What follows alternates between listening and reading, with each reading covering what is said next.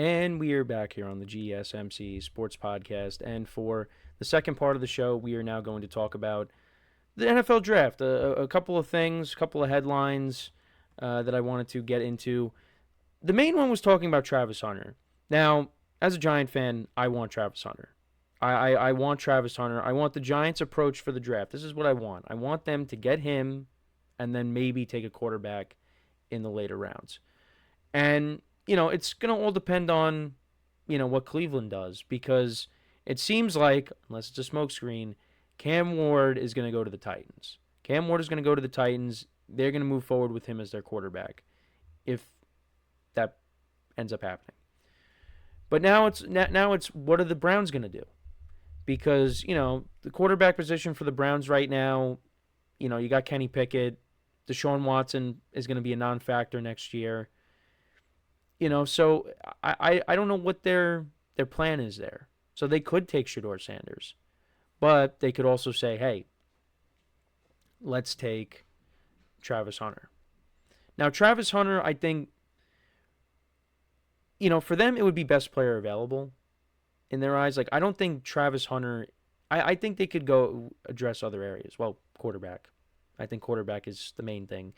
Because, when you look at Travis Hunter, now, Andrew Berry said he would play primarily receiver. Now, I think receiver is kind of a need for the Browns. You got Jerry Jeudy there, but, it's kind of question marks after that. I know Cedric Tillman, he played well in some games last year, and then he got hurt. But, the wide receiver position is kind of thin when it comes to the Browns. So, if that's the case, then, maybe the Browns end up doing that. But who's going to be throwing them the ball? That's the only thing. And that's why, I wanted to also talk about the Giants are set to meet with Abdul Carter because, if the Browns end up taking Travis Hunter, then I think the Giants should then take Abdul Carter. And, that's an elite level prospect, another elite level prospect in this draft. And, the Giants, last year I was excited about their defensive line. And, at times it did show flashes. But I think Abdul Carter can make a difference on this defensive line. Now, what it could do is, it could lead to is the Giants can end up trading Kayvon Thibodeau or make him a rotational player. And you'd pair Abdul Carter up with Brian Burns and Dexter Lawrence. So, yeah, I mean, the Giants would continue to strengthen their defense if they end up doing that, which I would be okay with. But I just feel like when it comes to the Giants offense has been such a problem in recent years that I want to see them add as much offensive talent as possible. And especially going into this year where the Giants need to win games.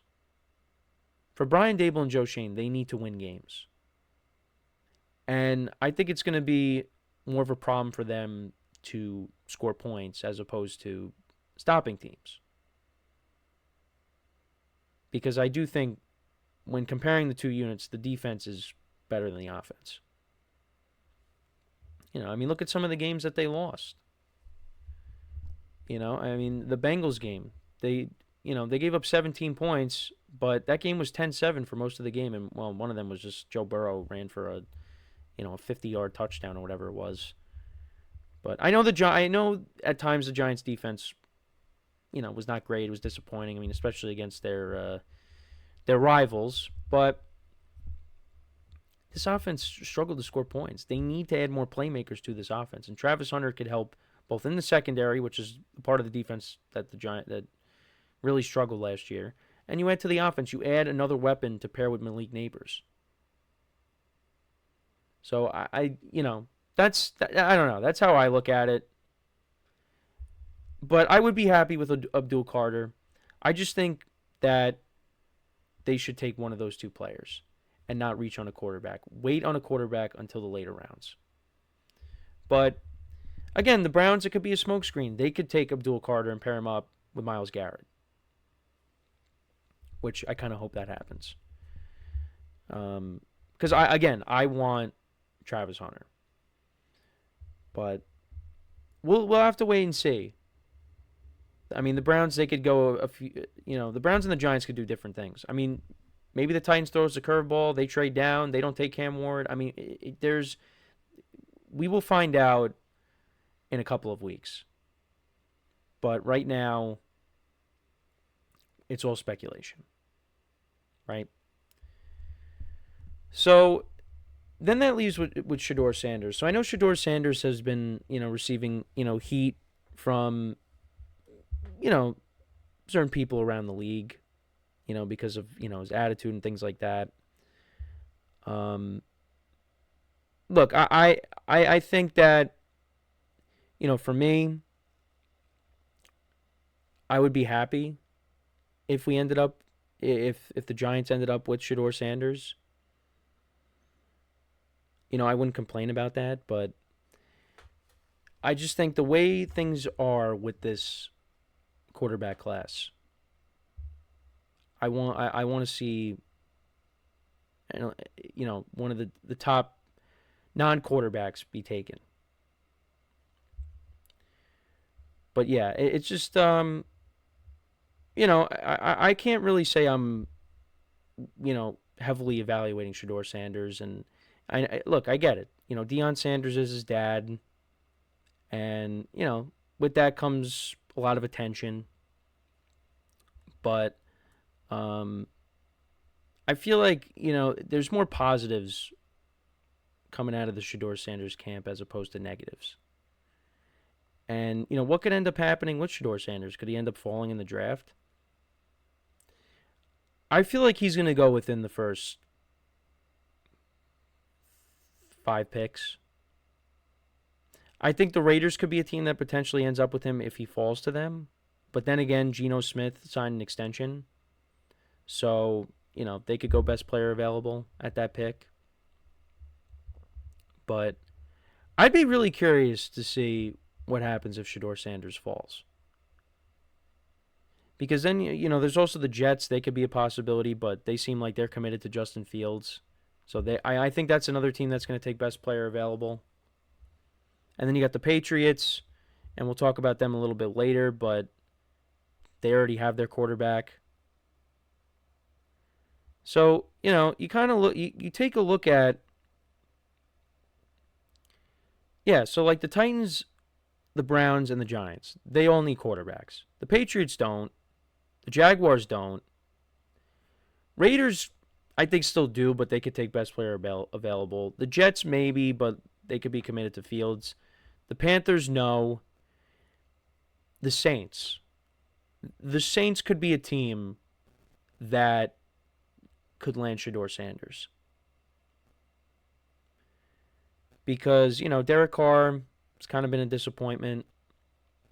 I don't know if I think they like Spencer Rattler, but I don't know if they like him to the point where that they believe that he's the franchise guy. So that's a possibility. But yeah, you go down you keep going down. Yeah, I don't know. I don't know. The Steelers, it's possible. But I don't think I would be surprised if Shedeur Sanders falls all the way down to the 20s. He's going to go within, I believe, the first, well, I said 5. I think within the first 7 picks. If not, maybe the Saints. But then that also leads me to running backs. Because we had this conversation in our production meeting. If, with all these running backs, does that hurt Ashton Jeanty in terms of there's so many running backs, we could wait on take one in the later rounds. And for me, if Ashton Jeanty is the top running back prospect, if he is one of the top players in the draft in general, you're not going to wait on taking him. Now, if you're a team like the Raiders that just needs a jolt when it comes to more offensive talent, maybe you're in a position where it's like, all right, we're taking him because he's the best player at that position. We were, and they also were not a very good running team last year. They were not. I mean, I'm saying that nicely because they were ranked last, right? Like if you're the Cowboys, if you're the Steelers, if you're some of these other teams that maybe need a running back, I don't think you're as desperate because you do have offensive talent. Like the Cowboys, they have one of the best receivers in the league in CeeDee Lamb. The Steelers, they traded for DK Metcalf. They have George Pickens. Like they're not. I mean, yes, the Cowboys do need a running back, and yes, the Steelers maybe need more offensive talent, but they're not desperate like the Raiders are. Like the Raiders need more to that offense. It can't just be, Brock Bowers and Jacoby Myers. Now you added Geno Smith, that's an upgrade. It's not a significant upgrade, but it is an upgrade. But the running back room last year, I mean, you had Amir Abdullah, you had Zamir White, Alexander Madison, Sincere McCormick. They need to add to that running back room, and they will. They could add a couple because there's so many running backs. You could add Genty, and you could also draft another one at some point. Then again, they did sign Mostert, so maybe they don't do that because they do need more than just. But I'm just throwing that out there. So, yeah, I don't think Genty's stock is going to be affected because, there's a ton of running backs. I think he's going to go within the first 10 picks. But only time will tell. Only time will tell. But yeah, no, I mean we got a few weeks. Got a few weeks. It's going to be interesting, to see what happens. I think you're definitely going to see some teams trade. Like I'm talking about just the first night. You're talking about teams are going to be moving up. Teams are going to be moving down. I think you're going to see some of that. I'm curious to see if any teams are going to try to make their way into the top 3. But we will have to wait and see. Look, I want the Giants to get Travis Hunter. That's the bottom line. And if they don't, it is what it is. But I think for the Giants, the best thing for them to do is take one of these elite players that can help you win day one and then turn your attention to a quarterback in the later rounds. Because especially what they did. They signed Russell Wilson. You signed Jameis Winston. Now, that doesn't mean they're going to win a lot of games, but still, I think that's how they should approach this. And I think that's what they're going to end up doing. I know there are reports that might not be the case. They'll still take a quarterback, but I think that's what they should do. That's my opinion.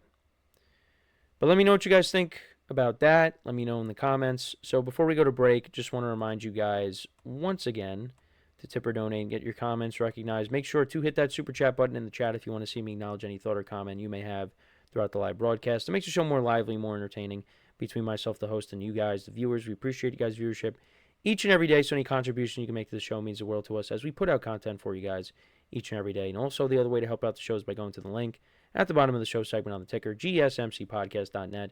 That is GSMCPodcast.net. So when we come back from our next break, we'll talk some baseball. We will talk about Rob Manfred and his thoughts on the torpedo bats and why it's good for the game. So make sure to stick around, and we'll be right back here on the GSMC Sports Podcast.